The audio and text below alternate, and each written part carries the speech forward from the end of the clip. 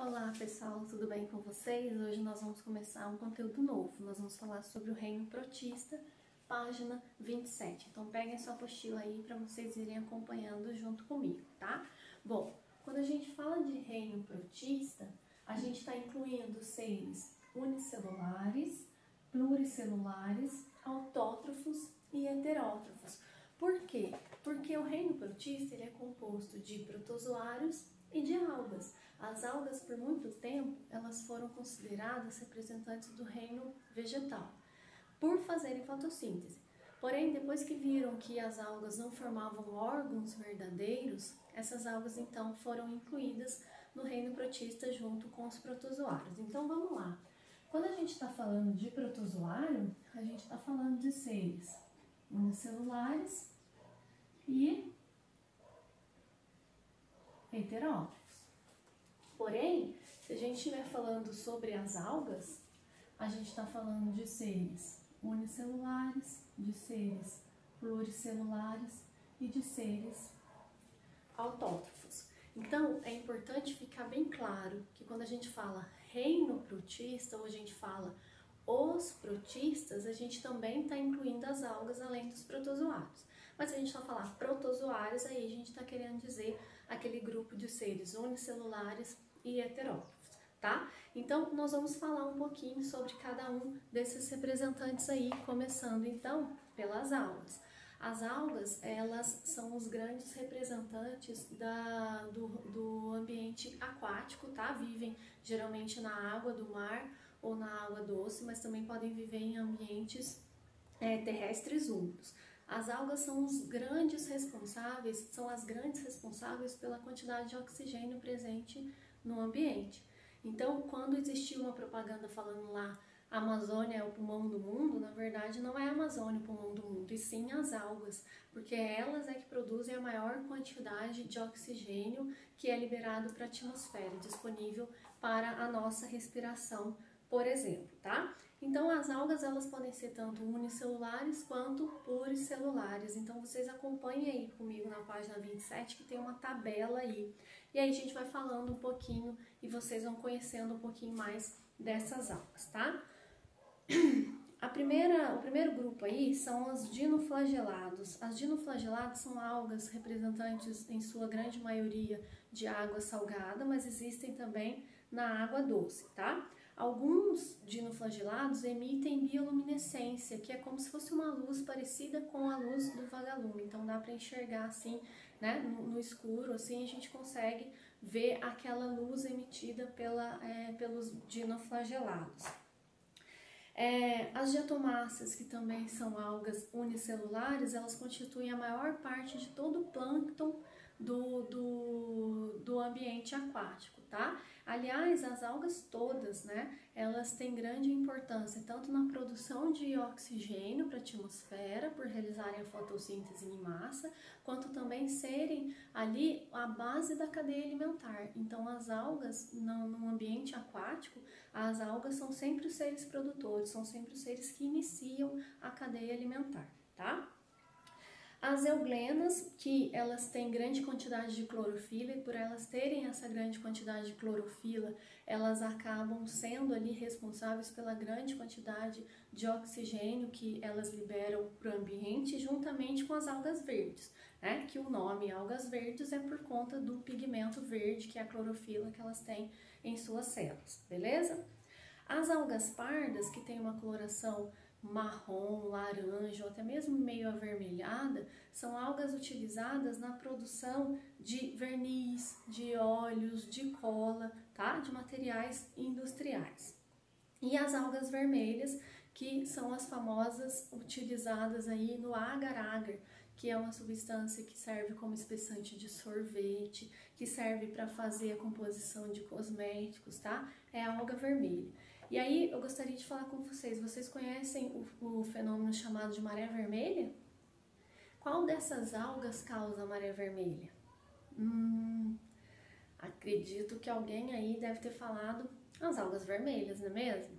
Mas não, tá? A gente é induzido a falar que a maré vermelha é ocasionada pela alga vermelha, porque o nome, né, a gente faz essa relação. Mas não, o processo, o fenômeno da maré vermelha, ele é ocasionado pelas dinoflageladas. O que é o fenômeno da maré vermelha? Acontece ali um desequilíbrio no ambiente aquático, seja ele, por exemplo, por despejo de esgoto dentro dessa água, e essas algas elas se proliferam, elas se reproduzem mais do que o necessário, do que o ideal. E essa proliferação em massa faz elas morrerem e causar um desequilíbrio total, uma vez que elas são ali a base da cadeia alimentar, são seres produtores. Então, se liga aí, tá? 7º ano. A maré vermelha, ela é ocasionada pelos dinoflagelados e não pelas algas vermelhas, tá bom? Passando na página 28, então, a gente fala sobre os protozoários. Os protozoários, eles são representados ou são classificados, melhor dizendo, pela estrutura de locomoção, como eles conseguem se locomover. Então existem os rizópodes, que são os que se locomovem por falsos pés. É como se fossem pseudópodes, falsos pés. O que é isso? É uma expansão da membrana plasmática que faz com que eles consigam se locomover. Então é como se eles fizessem isso daqui, ó. Eles estão aqui, eles expandem a membrana plasmática e aí depois eles vão para o outro lado. Expande e vão para o outro lado, tá? Isso aí é uma nomenclatura dada aos pseudópodes, tá? Os falsos pés. Depois nós temos os flagelados. Flagelados porque eles têm locomoção através de flagelo, que é uma expansão única ou dupla ali que faz essa locomoção, como se fosse um espermatozoide, tá? Os ciliados, eles se locomovem por cílios, com a diferença de cílio para flagelo. O cílio geralmente é numeroso e pequenininho, o flagelo é 1 ou 2 e maior, mais extenso, tá? Dentro dos ciliados, a maioria deles não são parasitas, e aí a gente fala de seres de vida livre, que não causam nenhuma doença aos outros seres, no caso a espécie humana, e aí a gente identifica então aqui os paramécios, que são protozoários ciliados, tá? Nos flagelados, só voltando um pouquinho ali, existem tanto protozoários que são parasitas, quanto de vida livre, tá? E que vivem em mutualismo. Os que vivem em mutualismo, o grande exemplo, são os protozoários do tipo triconinfa. Esse protozoário vive dentro do intestino de cupim. Qual é o principal alimento do cupim? A madeira, beleza? A madeira ela é produzida a partir da celulose, né? Ela é composta de celulose. Só que o cupim adora celulose, mas não tem enzimas que digerem a celulose. Então ele precisa desse protozoário lá dentro do seu intestino para digerir essa celulose que ele está comendo, para ele poder ganhar então energia, tá? E os esporozoários? Os esporozoários, por sua vez, eles não têm estrutura de locomoção. Eles vão se locomover por meio do sangue, da corrente sanguínea, por exemplo, tá? O grande clássico aqui, representante clássico de esporozoário, é o esporozoário que causa malária, que é o plasmódio, tá? E aí a apostila de vocês, na página 29, traz aí uma tabela com vários tipos de doenças causadas por protozoários, vários protozoários parasitas. Depois vocês peguem a apostila, deem uma olhada em todos eles, mas eu vou fazer destaque aqui para algumas destas doenças. De um flagelado, o mal de Chagas, ou também chamado de doença de Chagas. A doença de Chagas ela é ocasionada por um protozoário flagelado chamado Trypanosoma cruzi. O Trypanosoma cruzi, ele é transmitido ao ser humano a partir das fezes do barbeiro, que é o seu agente transmissor.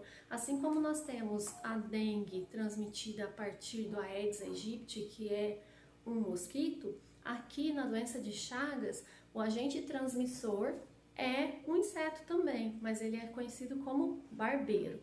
Por que barbeiro? Porque geralmente ele pica à noite e à noite as pessoas se cobrem deixando só o rosto de fora.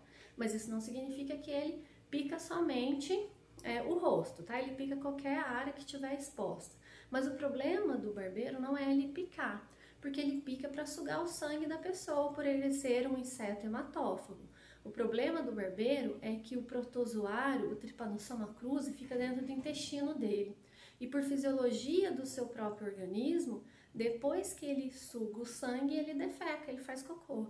E ao fazer cocô, é nessas fezes que vai estar o protozoário, que vai entrar pelo buraquinho ali da onde ele picou, ele sugou o seu sangue e vai então causar problemas principalmente no coração. A doença de Chagas é uma doença que causa problemas, acomete o nosso coração, o nosso sistema cardiovascular. Então, a pessoa fica com problema de respiração, porque o coração fica no meio dos pulmões. O coração incha e aí ele acaba dando problema ali, pressionando os pulmões, tá bom? Então, como profilaxia, combater o agente transmissor, que é o barbeiro, né? E melhorar as habitações. Por que melhorar as habitações? Porque o barbeiro é um inseto que sempre vive em frestas de paredes, em buracos de parede, tá? Então ele é muito comum em região de casas de pau a pique, regiões onde as casas elas não são de alvenaria. Então casa de alvenaria é uma casa que acaba facilitando ali a não dispersão, a não disseminação desse barbeiro, tá bom? Um outro flagelado que eu gostaria de destacar aqui é a leishmania, que causa a úlcera de Bauru.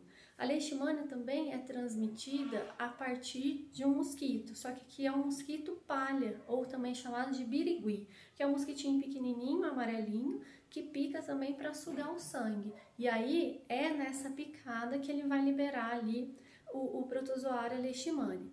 A leishmaniose, ou úlcera de Bauru, ela foi assim conhecida porque o primeiro caso aconteceu na cidade de Bauru, em São Paulo, tá? O que ela causa? É um protozoário da pele, então ele vai causando úlceras, machucado na pele da pessoa, tá bom? Como profilaxia, combate ao mosquito, uso de mosquiteiros, de telas, repelentes, né? Tudo isso que vai combater o mosquito transmissor. E como último aí que eu gostaria de destacar é o esporozoário, o plasmódio. O plasmódio causa malária. A malária é uma doença que mata, é uma doença muito perigosa, tá? Ela é transmitida através do mosquito prego, ou também chamado de anófeles, tá? O mosquito prego, ele suga o sangue da pessoa e ao sugar o sangue ele libera ali o plasmódio dentro da corrente sanguínea, tá? A grande característica da malária é causar uma febre muito intensa, de 2 em 2 dias ou de 3 em 3 dias. Então vem uma febre muito alta hoje, amanhã, depois de amanhã você passa sem febre. E depois, outro dia também, 2 dias de novo de febre ou 3 dias de febre, tá? A febre é a característica principal aí da malária, tá bom? E outros sintomas, né? Sudorese abundante, a pessoa sua muito por causa da febre, dor de cabeça, dor no corpo, enfim. Qual seria a profilaxia? Se existe ali um mosquito transmissor, a profilaxia é evitar ou combater esse mosquito transmissor, né? Então, o combate desse mosquito através do uso de telas, de repelentes, de inseticidas, enfim, combater esse mosquito. Depois eu quero que vocês deem uma lida nessa tabela para vocês conhecerem melhor essas doenças, tá? Mas destacando aí essas principais. Como continuação da nossa aula, que hoje nós temos 2 aulas, né? Eu gostaria que vocês fizessem as atividades da página 30 e da página 31, tá? Na próxima aula a gente volta com a correção, beleza? Apesar que vocês já têm essa correção na apostila, mas é importante que vocês façam e não peguem a correção lá no conteúdo online, tá bom? Beijo, fiquem com Deus, boa semana, bom feriado para todos, que vocês tenham uma boa Páscoa e a gente se vê novamente na segunda-feira, tá bom? Tchau!